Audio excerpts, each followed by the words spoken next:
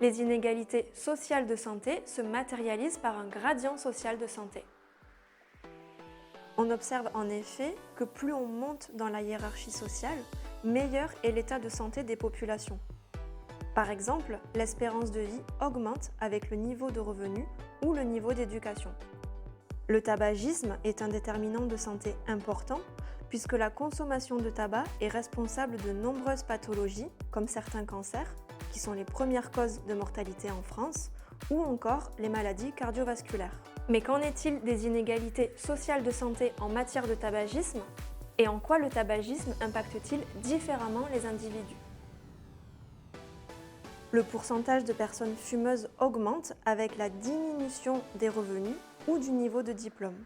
La situation professionnelle joue également un rôle important. On peut alors parler de gradient social du tabagisme. Ces inégalités se répercutent sur la santé et certaines pathologies, comme le cancer du poumon, sont plus fréquentes et plus meurtrières dans les groupes sociaux les moins favorisés. C'est le mécanisme de susceptibilité différentielle. Par exemple, à consommation de tabac égale, on observe des effets différents sur la santé selon le profil social des individus. Les effets du tabac sont ainsi différents en fonction d'autres facteurs de risque auxquels sont exposées les personnes selon leurs conditions de vie.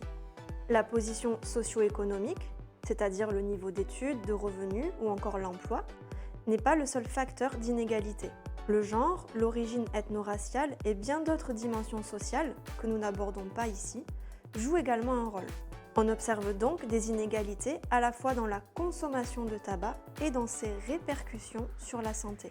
Les inégalités sont alors entendues comme des différences socialement construites, injustes et évitables. Alors, comment peut-on les expliquer ? Plusieurs mécanismes peuvent expliquer les inégalités de tabagisme liées à la fois à la consommation mais aussi aux répercussions que peuvent avoir la consommation de tabac dans les populations qui sont socialement défavorisées. Si on s'intéresse aux inégalités liées à la consommation, en fait, un des mécanismes qui peut expliquer ces inégalités, c'est que le rôle du tabac, la place du tabac est socialement structurée et donc on a dans des milieux sociaux une prévalence du tabagisme qui est plus grande, avec finalement autour de soi beaucoup plus de gens qui fument, avec une place de la cigarette qui est beaucoup plus présente, ce qui favorise donc sa consommation. Et si on s'intéresse à cette fois-ci au versant de la répercussion sur la santé, le fait que dans les populations socialement désavantagées, on ait un cumul d'expositions, à la fois par exemple à la pollution, mais aussi à des stress ou à ce qu'on peut appeler des adversités, vont aussi potentialiser l'effet du tabac et faire en sorte que pour des consommations égales à d'autres milieux sociaux, on va avoir des répercussions liées au tabac qui vont être plus grandes, avec des effets délétères plus forts sur la santé dans les populations socialement désavantagées. D'ailleurs, face aux adversités de la vie, le tabac peut être considéré comme un des derniers plaisirs. D'autre part, les ressources qui favorisent l'arrêt du tabac sont inégalement réparties. Entre autres, les substituts nicotiniques ne sont remboursés que depuis 2019 et les consultations avec une ou un tabacologue ne sont pas disponibles partout et sont donc plus difficilement accessibles, notamment pour les personnes les moins aisées financièrement. De plus, la santé perçue diffère selon les groupes sociaux. Les personnes les moins favorisées ont plus tendance à minimiser les effets du tabac sur la santé et sont donc plus nombreuses à penser que les campagnes de prévention exagèrent les risques. Face aux difficultés financières par exemple, la santé passe parfois au second plan et l'argument des bénéfices sanitaires sur le long terme de l'arrêt du tabac ne fonctionne pas chez les personnes les plus défavorisées car la pauvreté rend l'horizon temporel, c'est-à-dire la projection dans l'avenir, plus court. Les interventions de santé publique visant à réduire le tabagisme ne sont donc pas efficaces de la même manière sur tous les groupes sociaux.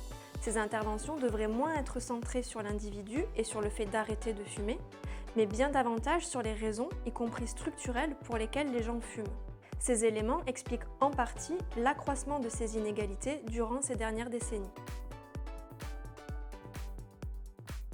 Le tabagisme est donc un marqueur social qui a des conséquences délétères sur la santé, entretenu par des mécanismes sociaux, et de manière plus générale, les addictions sont marquées par les inégalités sociales de santé.